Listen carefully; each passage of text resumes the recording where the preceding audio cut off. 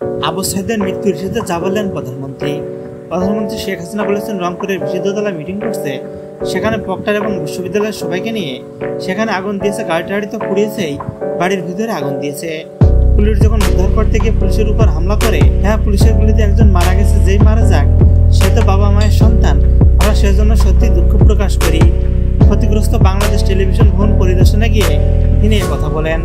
প্রধানমন্ত্রী আরো বলেন, তার বাড়ি রংপুরের পীরগঞ্জ, আমরা তার দাফন কাফনের সব ব্যবস্থা করে দিয়েছিলাম।